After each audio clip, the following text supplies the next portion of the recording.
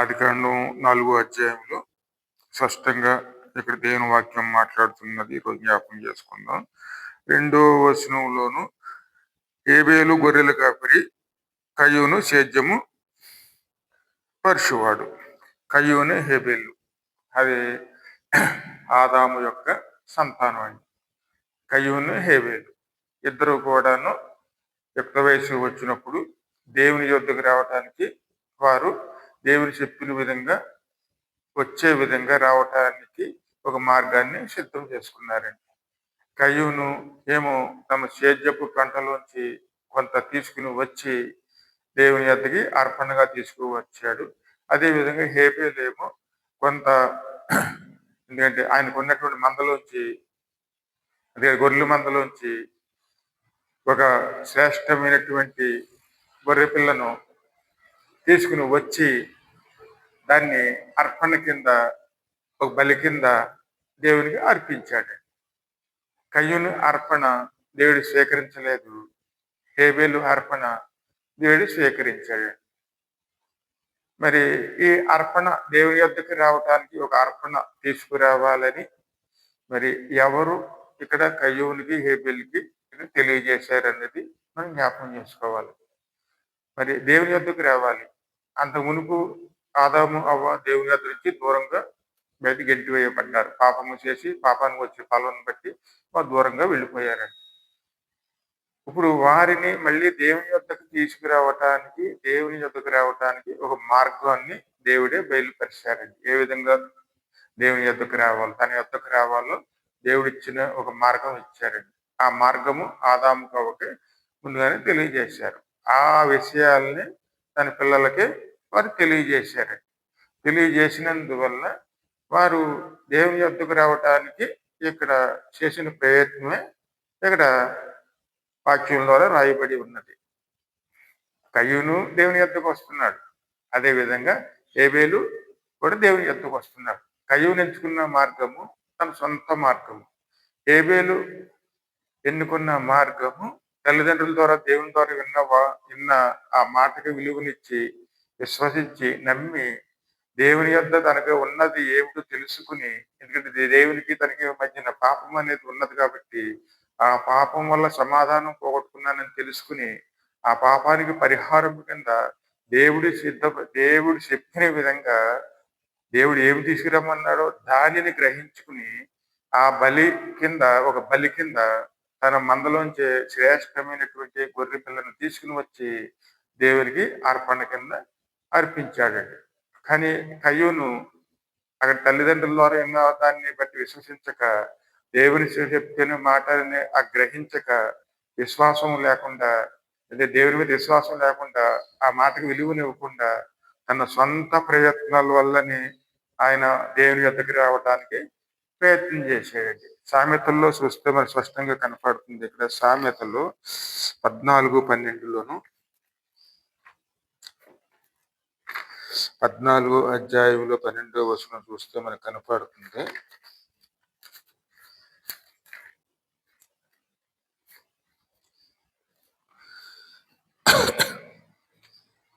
ఒకని ఎదుట సరైనదిగా కనపడు మార్గము కలదు, అయితే తుదకు అది మరణముకు త్రోవ తీయును.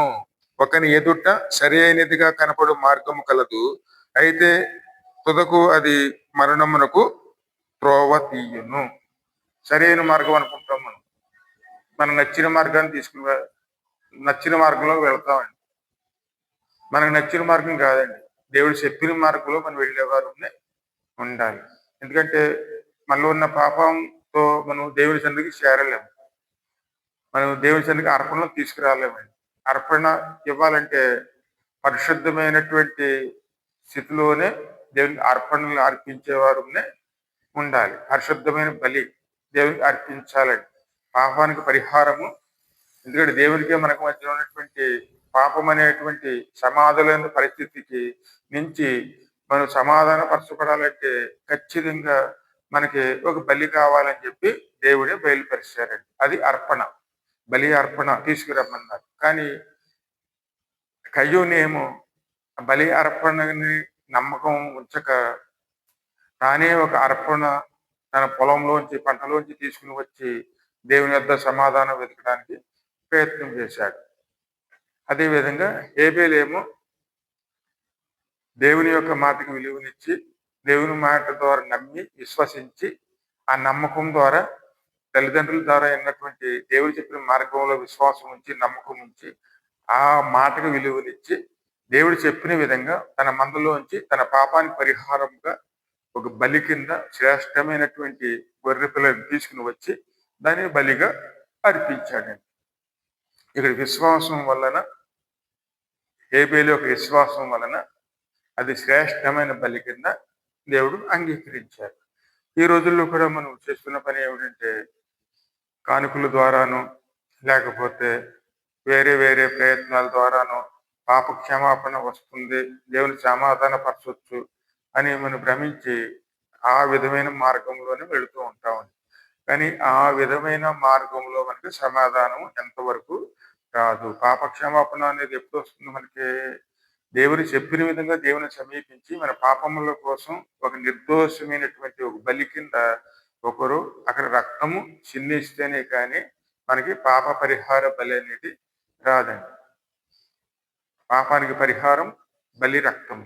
ఆ బలి రక్తము దేవుడు చెప్పిన విధంగా మనం తీసుకుని వచ్చేవారునే ఉండాలి. మన సొంత ప్రయత్నాల వల్ల కాదు. సొంత ప్రయత్నం వల్ల ఏమి వచ్చింది?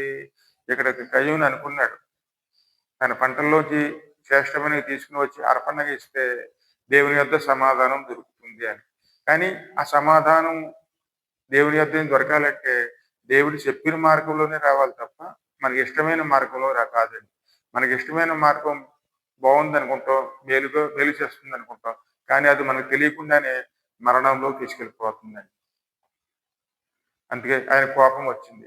కోపం ఎందుకంటే ఇక్కడ దేవుడు అర్పణ స్వీకరించలేదు. ఆ అర్పణ స్వీకరించకపోయేటప్పటికి కయ్యూనికి కోపం వచ్చిందండి. తమ్ముడిది స్వీకరించాడు, నాది స్వీకరించలేదని ఆయన ముఖం చిన్నబుచ్చుకుని అక్కడ నిలిచి ఉన్నాడు. అది దేవుడు చూశాడు. చూసిన వెంటనే కయ్యూని అడుగుతున్నాడు అన్నమాట, నువ్వు ఎందుకు ముఖం చిన్నబుచ్చుకుంటావు? సత్క్రియ నువ్వు చేస్తే తల ఎత్తుకుంటావు కదా, సత్క్రియ చేయకపోతే ఆ పాపం నీ ఇంటి వాకిట్లోనే నిలిచి ఉండి నువ్వు బయటకు వచ్చినా లోపలికి వచ్చినా అది నిన్ను పట్టుకుంటుంది, దాన్ని నీవు ఏలుబడి చేస్తావు అని స్పష్టంగా చెప్పారు. స్పష్టంగా చెప్పేటప్పటికి అప్పుడు అతను దేవుని యొద్ద నుంచి దూరంగాను వెళ్ళిపోయాడు.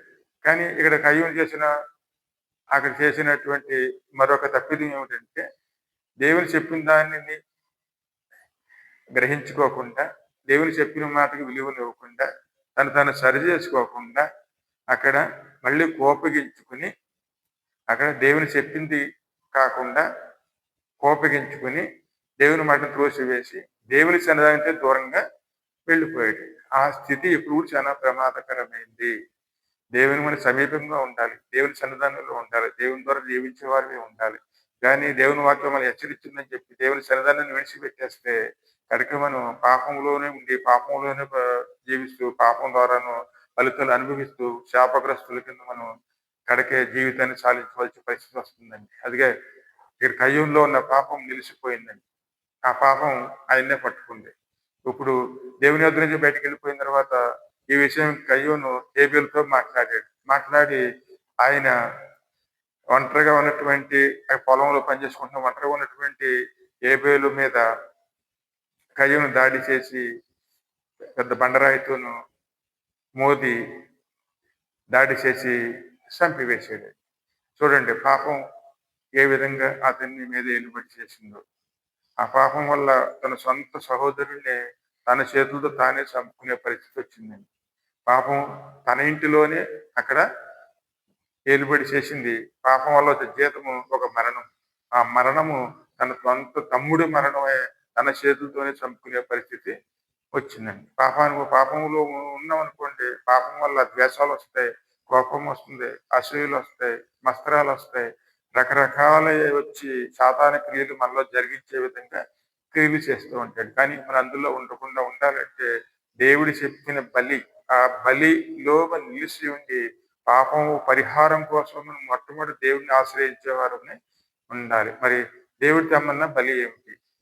ఆ బలి ఎందుకు తెమ్మన్నాడో ఒకసారి మనం గ్రహించుకున్నాం అనుకోండి, ఖచ్చితంగా మనకి అందులో విడుదల అనేది దేవుని ద్వారా మనకి అనుగ్రహించబడుతుంది. అదే ఆ పాప పరిహార బలి. పాప పరిహార బలి అనేది దేవుడు చెప్పిన విధంగా మనం దేవుని వద్దకు తీసుకుని వచ్చేవారునే ఉండాలి. ఆ బలి ఏమిటి? ఆ బలి ఎందుకోసం, ఏ బలి తీసుకురావాలి అనేది వాక్యంలో మనం స్పష్టంగా చూస్తే, నిర్గమకాండం 12వ అధ్యాయంలో 7వ వచనంలో మనకు స్పష్టంగా కనపడుతుందండి.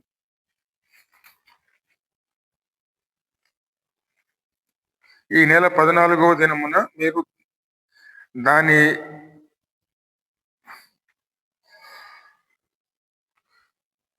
6వ వచనం నుంచి, నిర్దోషమైన ఏడాది మగపిల్లను తీసుకుని రావలెను, గొర్రెలలో నుండేను మేకలలో నుండేను దాన్ని తీసుకుని వచ్చును.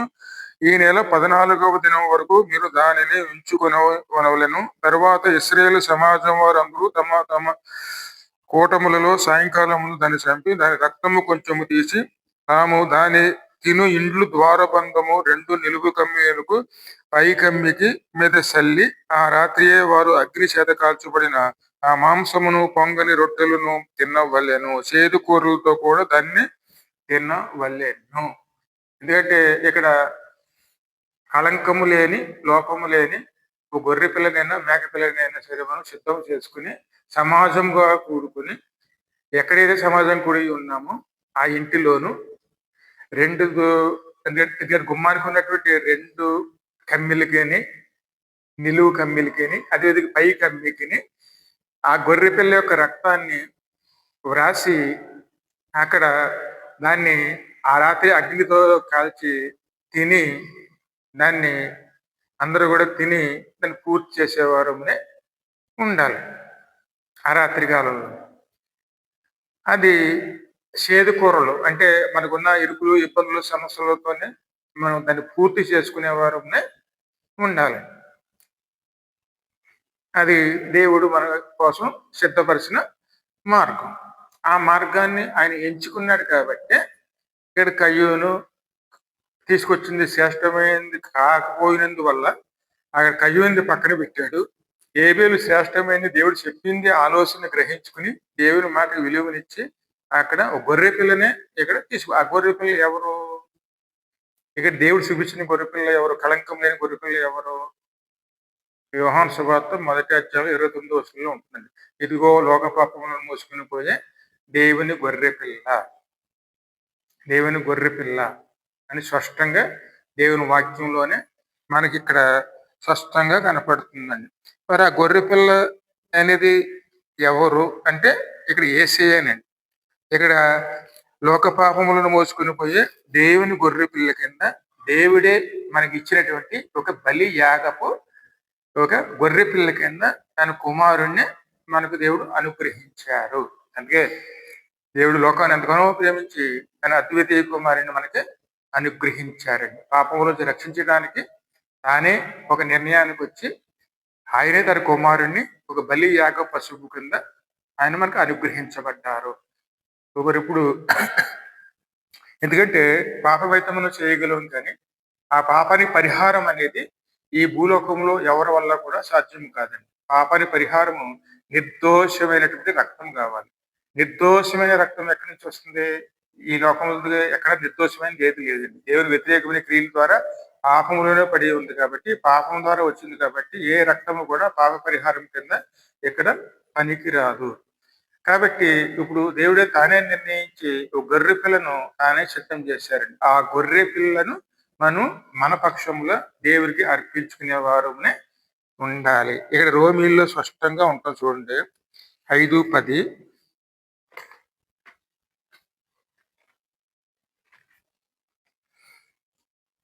5వ అధ్యాయంలో 10వ వచనం. ఏలయనగా శత్రువులమై ఉండగా ఆయన తన కుమారుని మరణము ద్వారా మనము దేవునితో సమాధాన పరచబడిన ఎడల సమాధానపరచబడిన వారమై ఆయన జీవించడం చేత మరీ నిక్షేమంగా రక్షించబడుదుము.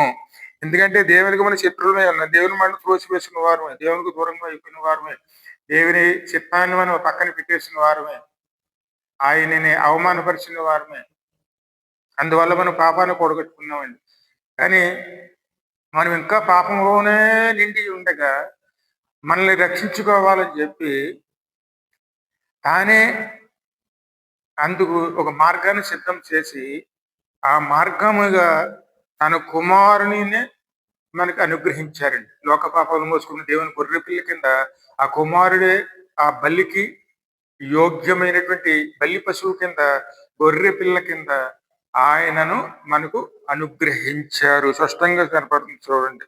మనం ఇంకనూ పాపములో ఉండగానే దేవుని శత్రువులుగా ఉండగానే దేవుడు మన కోసం ఆయనే తన కుమారుణ్ణి ఆయన కుమారుని మరణము ద్వారా మనం దేవునితో సమాధానపరచబడిన ఎడల సమాధానపరచబడిన వారమే ఆయన జీవించుట చేత మరీ నిక్షేమంగా రక్షించబడుదుము. ఏ పాపమైతే మరణాన్ని కోరుకుంటుందో ఆ మరణము మన మీద ఏలుబడి చేయకుండా తన కుమారుడి మీద ఏలుబడి చేసే విధంగాను దేవుడే నిర్ణయించుకొని, అందుకే మ్రాను మీద వేలాడిన వాడు శాపగ్రస్తుడు. నిజానికి శాపగ్రస్తులు ఎవరు? మనమండి. దేవుని నుంచి దూరంగా నెట్టివేయబడిన వారు మన శాపగ్రస్తులు. కానీ ఆ శాపం మన మీద మోపడానికి దేవునికి ఇష్టం లేదు కాబట్టి ఆ శాపాన్ని తన కుమారుడి మీద మోపి ఆయనే ఒక బలి పశువు కింద శిలువు మీద వేలాడే విధంగాను, అందుకే మ్రాను మీద వేలాడిన వాడి శాపగ్రస్తుడిగా దేవుడే అక్కడ నిర్ణయించుకుని ఆయన కుమారునే బలి పశువు కింద దేవుడు అక్కడ పాపంలోంచి విడిపించడానికి, సమాధానపరచడానికి, అక్కడ పాపానికి అక్కడ వెలక చెల్లించడానికి కుమారుణ్ణే అక్కడ మన ముందు పెట్టి ఉన్నారండి. ఇది దేవుడు ఇచ్చినటువంటి ఒక మంచి మార్గము. అదే సత్క్రియ. అంటే దేవుడు ఎదురు చూస్తున్నటువంటి, దేవుడు సిద్ధపరిచినటువంటి ఒక మంచి క్రియ. ఆ క్రియ ద్వారానే మనకి పాప పరిహారం జరుగుతుందండి. దేవునితో సమాధానం అనేది మనకి ఖచ్చితంగా ఆ విధంగానే మనకు జరుగుతుందండి. అదే విధంగా ఇక్కడ పక్కనే ఉన్నటువంటి 3వ అధ్యాయంలోను ఇటు చూస్తే 3:26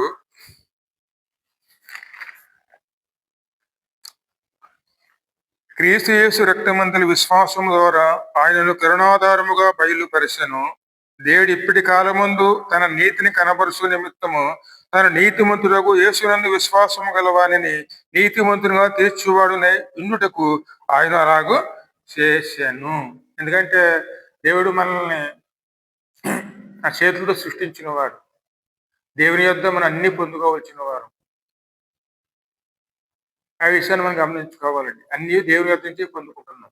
కానీ ఇక్కడ కయ్యూను తాను ఎన్నుకున్న మార్గం ఎటువంటి మార్గము అంటే, ఇక్కడ ఈ భూమి మీద పండే పంటల్లోంచి ఒక శ్రేష్టమైన తీసుకుని వచ్చాడు. కానీ ఈ భూమి ఎవరిదే? దేవునిది. ఇందులో పంట అంతా దేవునిదే, సమస్తము కూడా దేవునిదే. దేవుని యొద్ద తీసుకుని మనం అనుభవిస్తున్నామండి. దేవుడు మనకి ఇచ్చారు. మరి దేవుని యొద్ద నుంచి తీసుకున్న దాన్ని దేవునికే అర్పిస్తూ మీ శ్రేష్టమైన ఇచ్చేయమని మనల్ని మనం అనుకుని ఉంటే అది ఎంతవరకు మంచిది? ఎందుకంటే ఒక మామిడి తోట ఉందనుకోండి, ఆ తోటకు కాపలా వాడు కదా తోటమాలిని పెడతాం. ఆ తోటమాలి ఆ పంటను అనుభవిస్తూ తోట శ్రద్ధగా చూసుకుంటాడు అని చెప్పి ఆయనకు అప్పచెప్పేవాడు. నువ్వే అందులో పంటను అనుభవించు, నువ్వు తోటని శ్రద్ధగా చూసుకో అని చెప్పి తోటమాలికి తోట బాధ్యతతో పాటు ఫలాలు తినమని చెప్పి ఆ తోటమాలికి ఆ తోటని అప్పచెప్పేవాడు. ఆ తోటమాలి ఏం చేస్తున్నాడు? ఆ పంట వచ్చినప్పుడు, పళ్ళు వచ్చినప్పుడు అందులో శ్రేష్టమైనవి తీసుకుని ముందు తోట యజమానికి ఇంటికి తీసుకుని వచ్చి, ఇదిగోనయ్యా మీ తోటలోంచి వచ్చిన పళ్ళు తీసుకోండి, తినండి, సంతోషించండి అని చెప్పి ముందు తన యజమానికి, అంటే ఆ తోట యజమానికి ముందు ఇచ్చి తను సంతోషపడతాడు. అప్పుడు ఆ తోట యజమాని తన పంటలోంచి వచ్చినటువంటి ఆ తోటలోంచి వచ్చిన వాటిని తిని సంతోషపడి ఆయనని అభినందిస్తాడు. అది కేవలం ఒక అర్పణ కిందే ఉంటుంది, కానీ అది ఆ తోట బాలి తన సొంతది తీసుకొచ్చి అర్పణగా ఉండదండి. ఎందుకంటే ఆ పళ్ళు ఆ తోట ఎవరిదే? యజమానిదే. ఆ యజమాని తోటలోంచి తీసుకొచ్చి ఆ యజమానికి ఇచ్చాడు. అది మనం గమనించుకోవాలి. అలాగే ఈ భూమి మీద ఉన్నటువంటి ప్రతీది కూడా దేవునిదే.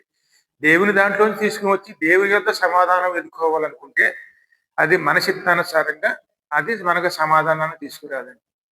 సమాధానం రావాలంటే దేవుడు చెప్పిన విధంగానే సమాధానం వెతకాలి తప్ప మనం కోరుకున్న విధంగా సమాధానాన్ని వెతికితే అక్కడ అది సమాధానం మనకి ఏమాత్రం దొరకటానికి అవకాశం ఉందండి. అందుకే ఇక్కడ స్పష్టంగా కనపడుతుంది 26వ వచనంలోను,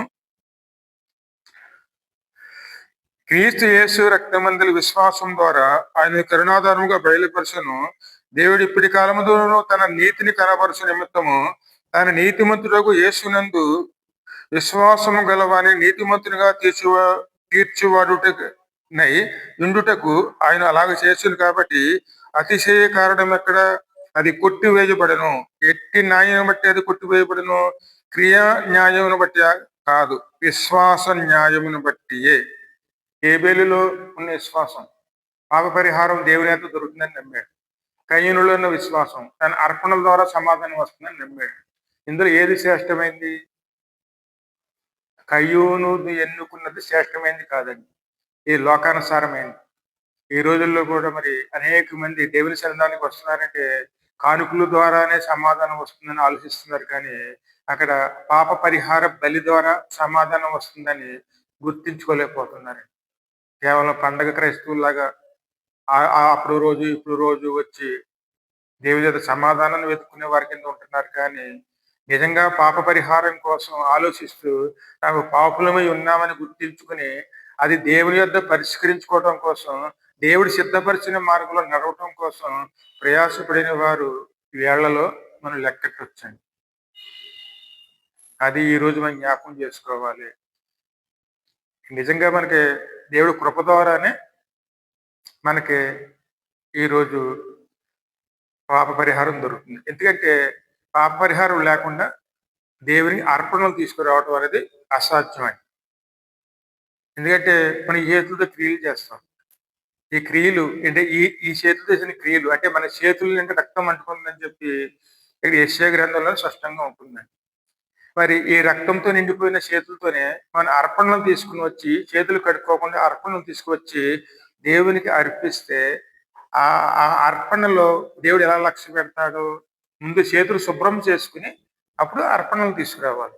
శుభ్రం చేసుకోవాలంటే దేంతో శుభ్రం చేసుకోవాలి? ఆ శుభ్రం చేసుకునే మార్గం మనకి ఈ లోకంలో లేదండి, దేవుని ద్వారానే ఉంది.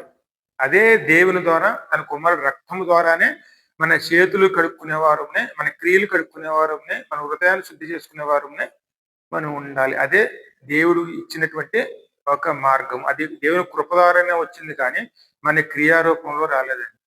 మన క్రియారూపంలో ఎంత మాత్రం ఆ మార్గము మనకి లేదండి. అది దేవుని కృప ద్వారానే వచ్చింది. అందుకే పాపం చేసింది మనము, కానీ దాని పరిష్కారం దేవుడే మన ముందు పెట్టారండి. దేవుడు ఇచ్చిన మార్గంలోనే మనం వెళ్ళాలి. అందుకే ఇది కరుణాధారమైన బలి కింద తానే మనకి అనుగ్రహించబడ్డారు. ఆ మాట ఇక్కడ కొలస్సీల్లో స్పష్టంగా ఉంటుంది. మొదటి అధ్యాయం 14వ వచనం,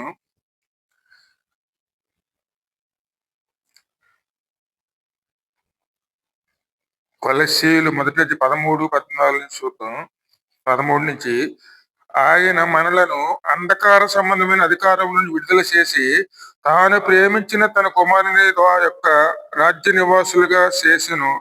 ఆ కుమారుని యందు మనకు విమోచనము అనగా పాప క్షమాపణ కలుగుచున్నది.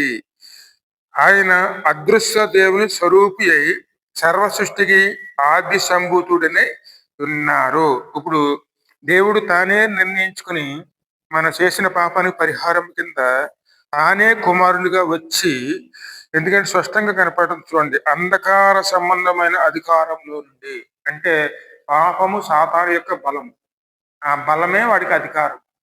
ఆ బలము అధికారంలో మనం లోబడిపోయి ఉన్న మనల్ని విడిపించడానికి తానే నిర్ణయం చేసుకుని పరలోక రాజ్యముగా ఆయన ఈ లోకంలోకి వచ్చి ఆ రాజ్యంలోకి నడిపించడానికి అదే రాజులైన యాజక సమూహముగా అని స్పష్టంగా దేవుడే మాట్లాడారు. మరి ఆ యాజక సమూహముగా మనల్ని తాను రాజ్యంలోకి నడిపించుకోవటానికి ఆయనే ఈ లోకానికి ఆ పాపానికి పరిహారం కింద తానే నిర్ణయించుకుని ఆ పరిహారం కింద ఆయనే ఒక కుమారుడిగా జన్మించి ఆ కుమారుడే గొర్రె పిల్ల కింద తన ప్రాణాన్ని బలి కింద ఇవ్వటానికి తానే సిద్ధపడి ఆయన ఎవరైనా స్పష్టంగా కనపడుతుంది చూడండి. ఆయన అదృశ్య దేవుని స్వరూపి అయి సర్వ సృష్టికి ఆది సంభూతుడినే ఉన్నారు.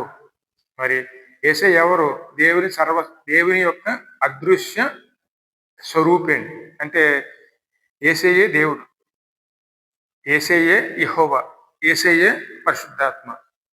తండ్రిగా, కుమారునిగా, పరిశుద్ధాత్మగా ఆయన అన్ని క్రియల్లో కూడా పాల్గొని తీసుకుంటున్నారు. స్పష్టంగా కనపడుతుంది చూడండి. దేవుని యొక్క అదృశ్య స్వరూపిగా ఆయన నిర్ణయించుకున్నారు. ఆయనే ఇప్పుడు కలవరశిల మీద ఆయనే వేలాడి పాపాని పరిహారం కింద ఒక బలి కింద గొర్రె పిల్ల యొక్క బలి కింద తను అర్పించుకుని, ఎందుకంటే శిలువ మీద వేలాడిన వాడి శాపగ్రస్తుడు అని స్పష్టంగా చెప్తున్నాను వాక్యం. ఆ శాపగ్రస్తులు ఎవరు? మన పాపం చేసి మన శాపగ్రస్తులకి దేవుని దూరంగా గట్టివేయబడ్డాం. కానీ ఆ శాపగ్రస్తులుగా మారిన మనల్ని మళ్ళీ నీ దేవుని సమీపంలోకి తీసుకుని వచ్చే విధంగాను మనము పొందుకున్న శాపాన్ని తన కుమారుడి మీద మోపి ఆ శాప భారాన్ని అంతా కూడా ఆయన శిలువ మీద మోసి కనుక ఒక శాపగ్రస్తుడిగా తన ప్రాణాన్ని పెట్టి ఆ ప్రాణం పెట్టిన తర్వాత తానే మళ్ళీని ఆ మరణాన్ని జయించి తాను పునర్జీవుడై ఆ పాపానికి లోని మనల్ని రక్షించుకోవడానికి, ఎందుకంటే ఇది ఎపిసీలు 2వ అధ్యాయంలో స్పష్టంగా కనపడుతుందండి. ఒకసారి ఎపిసీలు 2వ అధ్యాయంలోను స్పష్టంగా మనకి చూస్తే కనపడుతుంది. ఒకసారి ఎపిసీలు 2వ అధ్యాయంలోను మీ అపరాధముల చేతను పాపముల చేతను మీరు చచ్చిన వారై ఉండగా ఆయన మిమ్మల్ని క్రీస్తుతో కూడా బ్రతికించాను. మీరు వాటిని చేయిసు వాయుమండల సంబంధమైన అధిపతిని అనగా అవిధేయులైన వారిని ఇప్పుడు ప్రేరేపించు శక్తికి అధిపతిని అనుసరించి ఈ ప్రపంచ ధర్మము చొప్పున మునుపు నడుచుకుంటిరి. వారితో కలిసి మనమందరము శరీరం యొక్కయు మనసు యొక్కయు కోరికలు నెరవేర్చుకొనుచు మన శరీరాశలను అనుసరించి మునుపు ప్రవర్తించుచు కడమవారు వలె స్వభావ సిద్ధముగా దైవోగ్రతకు పాత్రులమై ఉంటిమి. అయినను దేవుడు కరుణా సంపన్నుడై ఉండి మనము మన అపరాధముల చేత చచ్చిన వారమై ఉండినప్పుడు సహితము మన ఎడల చూపిన తన మహా ప్రేమ చేత మనలను క్రీస్తుతో కూడా బ్రతికించెను. కృపచేతనే మీరు రక్షించబడి ఉన్నారు. అందుకే మనం ఏ స్థితిలో ఉన్నప్పుడు దేవుడు రక్షించారండి? అపరాధముల చేతను పాపముల చేతను చచ్చిన వారమై ఉన్నప్పుడేనండి దేవుడు మన వేసి రక్షించారండి. కయ్యూను ఆయన అనుకున్న మార్గం కరెక్ట్ అనుకున్నాడండి, కానీ ఆ మార్గం ఎక్కడ తీసుకువెళ్తుంది? నరకానికి, నిత్య నరకానికి. ఆ నిత్య నరకంలో వెళ్ళిపోవచ్చిన మనల్ని దేవుడే దయ తెలిసి, ఎందుకంటే అక్కడ అగ్ని ఆరదు, పురుగు సావదండి. అపరాధముల చేతను పాపము చచ్చిన వారమై ఉండినప్పుడు అక్కడ మనం ఆ పడి ఉన్న మనల్ని, ఎందుకంటే జీవిత సుఖం అన్న మాట కరి నువ్వు మృతుడివే అని స్పష్టంగా దేవుని వాక్యం మాట్లాడుతుందండి. ఆ స్థితిలో ఉన్న మనల్ని దేవుడు జ్ఞాపకం చేసుకుని తన మహాకృప చేత తానే ఒక కుమారుడిగా జన్మించి, ఆయనే గొర్రె పిల్లగా జన్మించి, ఆయనే ఒక వాక్యముగా వచ్చి, ఆయనే ఒక మందిరముగా వచ్చి, దేవుని సన్నిధి పరలోక మార్గంగా ఆయన సిద్ధపడి ఒక బలి పీఠముగా ఆయన మన ముందు ఉండి, ఆయన పాపానికి పరిహారంగా తానే సిద్ధపడి ఆయనే సిద్ధపరిచిన మార్గమే ఈ బలి యాగపు మార్గం అండి. అది దేవుడు సిద్ధపరిచినది.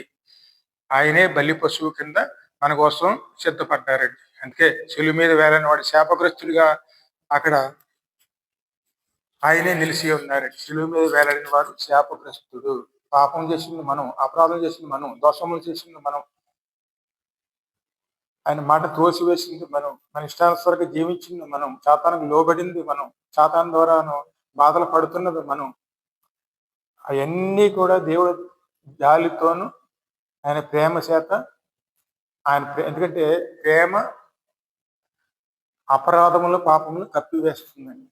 దేవుడు వాళ్ళని ప్రేమించారు కాబట్టి తన ప్రేమ చేత మన పాపములు కప్పివేసి మనల్ని విడిపించడానికి, మనం రక్షించడానికి ఒక బలి యాగం, మన పాపం బలి కోరుతుంది కాబట్టి ఆ బలి కింద తానే సిద్ధపడి బలి యాగ పశువు కింద ఆయనే గొర్రె పిల్ల కింద లోక పాపములు మోసుకున్న దేవుని గొర్రె పిల్ల కింద ఆయనే ఈ లోకానికి వచ్చి మన పాపముల కోసం, అపరాధుల కోసం, దోషముల కోసం శిలువ మీద వేలాడి ఆ రక్తము చేత మనల్ని ఆయనే శుద్ధీకరించారు. అదే దేవుడు ఏర్పరిచినటువంటి రక్త బలి మార్గము. అది ఏబేలు గుర్తించుకున్నాడు. తన తండ్రి ద్వారా విన్న మాటని, దేవుడు చెప్పిన మార్గాన్ని విలువనిచ్చి గౌరవించి ఆ మార్గం ద్వారానే దేవుని సమీపించాడు. కానీ కయ్యోను తండ్రి మాటను తోసివేశాడు, దేవుడి మాటలనే త్రోసివేశాడు, లక్ష్య పెట్టలేదు. తాను ఒక మార్గాన్ని ఎంచుకుని ఆ మార్గంలోనే దేవుని వెతకడానికి వచ్చాడు, సమాధానం వెతకడానికి వచ్చాడు. కానీ ఆ మార్గము ఎక్కడ తీసుకువెళ్తుంది? లోక మార్గం అండి. లోక మార్గం పరలోకానికి తీసుకెళ్తుంది. ఆ మార్గం ఎక్కడికి వెళ్తుంది? ఖచ్చితంగా నరకానికేనండి. అందుకే ఆ బలిని, అంటే ఆ అర్పణను దేవుడు లక్ష్య పెట్టలేదండి. లక్ష్య పెట్టలేదు. అందుకు కోపం తెచ్చుకుని దేవుణ్ణి అక్కడ తప్పుపట్టి దేవునికి దూరంగా వెళ్ళిపోయాడు. ఈ రోజుల్లో కూడాను దేవునికి దూరంగా వెళ్ళిపోయే వాళ్ళు చాలా మంది ఉన్నారండి. కఠినమైన వాక్యం వచ్చిందని, వాక్యం ద్వారా హెచ్చరించారని, ఆ వాక్యం తమను గాయపరిచిందని దేవుని మందిరాన్ని విడిచిపెట్టేసి, దేవుని విడిచిపెట్టేసి ఇంకా దూరం వెళ్ళిపోతూ, దాని ద్వారా వచ్చే పాపంలో జీవిస్తూ, ఆ పాప ఫలితాన్ని అనుభవిస్తూ కడకే నిత్య నరకానికి వెళ్ళిపోతున్న వారు, నశించిపోతున్న వారు అనేక మంది ఉన్నారండి. మరి కయ్యూని చూడండి, పాపం విషయంలో దేవుడు హెచ్చరించినప్పుడు హెచ్చరికను కోపంగా మార్చుకుని ఆ కోపంలో మళ్ళీ పాపాన్ని కూర్చుకుని ఆ పాపం ద్వారా తన సొంత తమ్ముడిని తన చేతితో చంపుకుని కనుకే ఆ పాపం యొక్క ఫలితాన్ని తానే అనుభవించాడండి. తన సొంత తమ్ముడిని చంపుకున్నాడు. మరి ఆ స్థితిలోకి వెళ్ళిపోవడానికి కారణం ఏమిటి? పాపాన్ని గుర్తించుకోలేక ఈ లోకానుసారంగా జీవించినందువల్ల, దేవుడి చిత్తాన్ని పట్టించుకోనందువల్ల కనుకే ఈ పాపంలోనే పడి ఉండి పాపం ద్వారానే దేవుని దూరం అయిపోయాడు. అందుకే మొట్టమొదట మనం గుర్తించుకోవాల్సింది పాప పరిహారము. అర్పణలు తీసుకురావాలి దేవునికి. కానీ చేతులు శుభ్రం చేసుకున్న తర్వాతనే అర్పణలు మన చేతులతో అర్పించేవారునే ఉండాలి. పాప పరిహారం లేకుండా మనం ఎన్ని అర్పణలు ఇచ్చినా దేవుని యొక్క సమాధానం తీసుకురావాలి. మొట్టమొదట పాప పరిహారం, ఆ తర్వాత అర్పణలు. అర్పణలు ఎక్కడి నుంచి వస్తాయి? దేవుడు ఇచ్చిన దాంట్లో నుంచి వస్తాయి. దేవుడు ఇచ్చిన దాన్నే అర్పణగా తీసుకురావాలి. కానీ ఈ లోకంలో మనం పాపం ద్వారా సంపాదించిన ద్వారా అర్పణలు తీసుకురావాలనే ఆలోచన మనం చేయకూడదండి. దేవుడి ద్వారా, అంటే ఆయన రక్షణ ద్వారా మనం రక్షించినటువంటి దేవుడి ఇచ్చినది ఏదైతే ఉన్నదో, దేవుడి సృష్టిలో ఇచ్చినది ఏదైతే ఉన్నదో సంతోషంతో దేవుడికి మనం సమర్పించుకునే వారునే ఉండాలి. అప్పుడే దేవుని సంతోషం వస్తుందండి. అందుకే మరి ఆ మార్గం ఎక్కడున్నది? ఎబ్రిల్లో స్పష్టంగా కనపడుతుంది. 10వ అధ్యాయంలోను ఇక్కడ స్పష్టంగా కనపడుతుంది. 10వ అధ్యాయం 22వ వచనంలోను మనస్సాక్షికి కల్మషము తోసకుండినట్లు ప్రోక్షించబడిన హృదయము గలవారమును నిర్మలమైన ఉదకముతో స్నానము చేసిన శరీరము గలవారమునై ఉండి విశ్వాస విషయంలో సంపూర్ణ నిశ్చయత కలిగి యథార్థమైన హృదయముతో మనము దేవుని సన్నిధానమునకు చేరుదము. వాగ్దానం చేసిన వాడు నమ్మదగిన వాడు కనుక మన నిరీక్షణ విషయమై మనం ఒప్పుకొనిన దానిని నిశ్చయంగా చేపట్టుకుందాము. ఏం ఒప్పుకున్నాం? మన బాప్తిసం తీసుకునేప్పుడు ఒప్పుకున్నామండి. ప్రభా, నువ్వు చెప్పిన మార్గంలో నడుస్తాం, నీ చిత్తానుసారంగా నడుస్తాం, నీ కుమారుడు రక్తం ద్వారా కడగబడతాం, నీ కుమారుడు లోబడి ఉంటాం, నీ వాక్యం ద్వారా జీవిస్తాం అని ఒప్పుకున్నాం. ఒప్పుకున్న దానిని నిక్షేమంగా చేపట్టుకుని మనల్ని మనం అర్పించుకునే వారునే దేవునికి. ఎందుకంటే ఆయన కుమారుణ్ణే మనం ఒక బలి పశువు కింద స్వీకరించాం కాబట్టి కుమారుని వాక్యం ద్వారా మన జీవితాన్ని కట్టుకుని ఆ జీవితాన్నే దేవునికి బలి అర్పణ కింద మనం అర్పించుకునే వారునే ఉండాలి. మన జీవితమే ఒక బలి కింద దేవునికి అర్పించుకునే వారమునే ఉండాలి. అది శ్రేష్టమైనటువంటి బలి అండి. కొందరు మానుకున్నట్లుగా మన సమాజంగా కూడక మానకుండునట్లు ఒకరినొకరు హెచ్చరించుకుంటూ దేవుడు రాబోయే రెండో రాకడికి సిద్ధపడుతూ అన్ని విషయాల్లో ఒకరొకరు హెచ్చరించుకుంటూ ఎక్కడ లోటుపాట్లు ఉంటే సరి చేసుకుంటూ సిద్ధపాటు కలిగిన వారునే ఉండాలి. మనల్ని మనం హెచ్చరించుకోవాలి. మనం సజీవ యాగంగా అంటే రోమీయులు 12వ అధ్యాయం మొదటి వచనం.